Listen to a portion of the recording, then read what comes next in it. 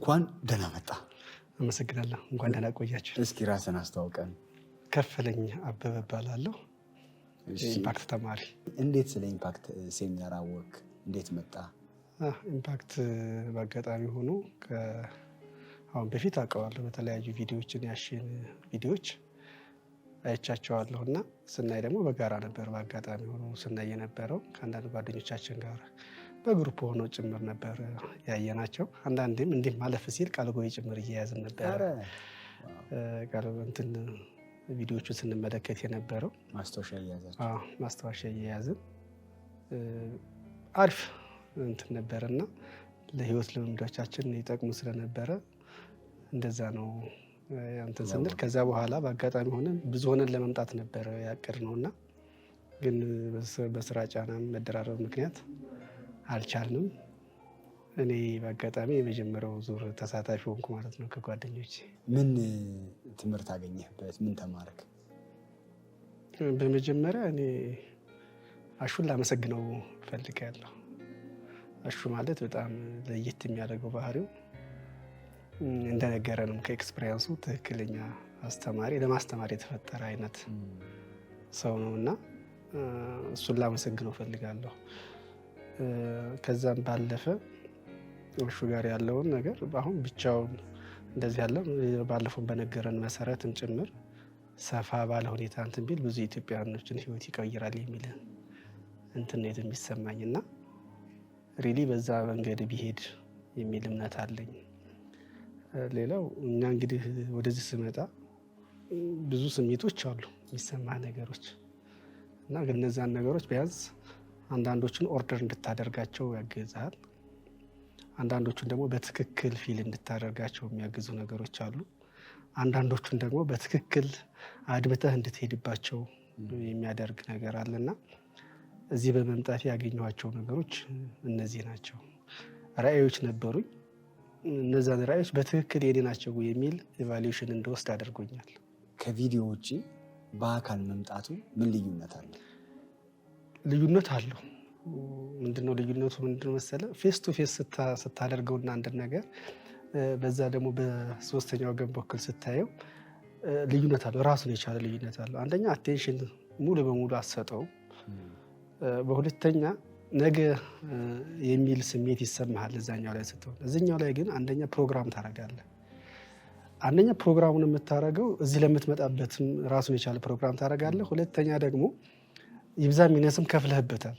ስከፍልበት ምንድነው የበለጠ ሞራሊ እንዴት መሄድ እንዳለብህ፣ ለምን እንደምትመጣ፣ በምን መንገድ ማስኬድ እንዳለብህ፣ ከዛ በኋላ ሪፈር እንኳን ማድረግ ያለብህ ነገሮችን ድጋሚ ዞረህ ሪፈር እንድታደርግ ያግዝሃልና እዚህ መጥተው ሰዎች ያሹን ስልጠናዎች፣ ፕሮግራሞች ቢከታተሉ ሞር አትራፊ ናቸው ብዬ አስባለሁ። እኔ የምር ነው ትምህርት ቤት የገባው እስከሚመስለኝ ድረስ ነው ፊል ያደረኩትና በትክክልም እዚህ በመምጣቴ አትረፊያለሁ ባይ ነኝ። ለወጥኩት የምትለው ነገር አለ እዚህ ከመጣ? አዎ የምትለውጣቸው ነገሮች አሉ። አንዳንድ ጊዜ ምንድነው የምታደርገው መሰለ እነዚህ ለምሳሌ እዚህ ከመጣሁ በኋላ ፕራክቲካሊ ነው ስልጠናዎችን ያገኘኋቸውና አንዳንዴ ይገርመኛል። ፕራክቲካሊ ብቻዬን ቁጭ ብዬ ፕራክቲስ አደርጋቸው እብድ ነኝ እንዴ እስከሚል ድረስ ስሜት ይሰማኛልና ያን ነገር ደግሞ ምንድነው ብዙ ሰዎች አይቀበሉም። ዝም ብለህ ብትነግራቸው አሁን ማንም ሰው አይረዳህም። ይሄ ልጅ እኮ አውዷል፣ እንዴት ይህንን ኤክሰርሳይዝ ልትሰራ ትችላለህ ጭምር ነውና የሚል ግን በተቃራኒው ህይወትህ ላይ ግን ሞርሊ በየቀኑ ፕራክቲስ ስታደርጋቸው እዚህ ስፔሻሊ እዚህ ፕራክቲስ ያደረካቸውን ነገሮች እዛ ፕራክቲስ ስታደርግ ብዙም ጊዜ አይፈጁም። የሰለጠናቸው ስልጠና አብዛኞቹ ወደ መኝታ ስትሄድ ከመኝታ ስትነሳ የምታደርጋቸው ፕራክቲሶች ናቸው። እነዛ ፕራክቲሶች ሞር ለእኔ አድቫንቴጅ አላቸው፣ ጥቅምም አላቸው እና አንዳንድ ስፔሻሊ አሁን ባስቀመጥኳቸው ራዕዮች ላይ ትልቅ አድቫንቴጅ አላቸውና በደንብ አስምሬ እየሄድኩበት ነው። የትኛው ክላስ ለአንተ የሆነ ነገር ነክቶታል የምትለው ነገር? ብዙም አሁን እዚህ ላይ ምንድነው መሰለ ሁሉም ዋው የሚያሰኙ ናቸውና አሹ ለየት የሚያደርገው ነገር አስተማሪ ብቻ አይደለም አንባቢም ጭምር ነው ለየት የሚያደርገው እና በእያንዳንዱ ቀን ስትመጣ ዋው የሚያሰኝ ነገሮች ይዞ ይመጣል።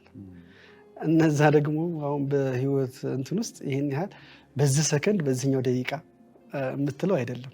በየደቂቃው በሚሰጥ 2 ሰዓት ስፔሻሊ 2 ሰዓቶቹ ምንም ሳይተው ዋው እንዳልክ ነው የሚያልቀው። እኔ ለዛ ነው ዋው የምልበት ሰዓት አላስታውሰውም። ሁሉንም ሰዓት ዋው እንዳልኩ ነው የጨረስኳቸው። ዋው በዋው ነው ማለት ነው። ሰዎች እዚህ ቢመጡ ምን ያገኛሉ ብለህ ትመክራለህ? እዚህ ላይ ብዙ ምክር ነው ያለኝ።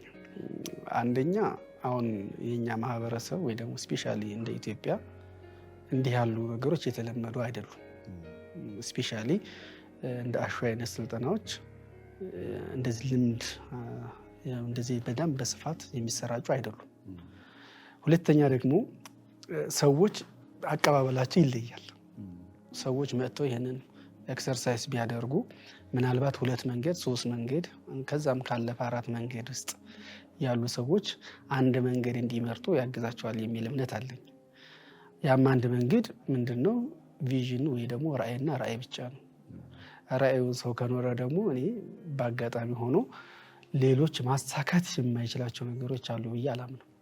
ሁሉንም ያሳካልና እዚህ ቢመጣ ያተርፋል እንጂ የሚያከስረው ወይ ደግሞ አጉድሎት የሚሄድ ነገር አይኖርም። እርግጠኝነት መናገር የምችለው ነገር እነኚህ ስልጠናዎች በሰፊው ቢሰጡ ሰዎችን በእርግጠኝነት 5% እና ከዛ በላይ በታች ያሉ አሳቢዎች ከሚባሉ ሰዎች ውስጥ እንደሚመደቡ ጥርጥር የለኝም። በጣም ቆንጆ ገለጻ ነው የገለጽክልን። በመጨረሻ የምታስተላልፈው ነገር ካለ? እንግዲህ በመጨረሻ ማስተላለፍ የምፈልገው ነገር ምንድን ነው? ሰዎች መቼም ራዕያቸው መኖር አለባቸው የሚል እምነት አለኝ። ራዕይ ደግሞ በየቀኑ የሚኖር ነገር ነው እና እንዴት ነው በየቀኑ መኖር የሚቻለው ከተባለ አሹ ጋር መምጣት ነው የሚያስፈልገው የሚል መልእክት ነው ያለኝ። በጣም አመሰግናለሁ። ከልብ እናመሰግናለን። አመሰግናለሁ።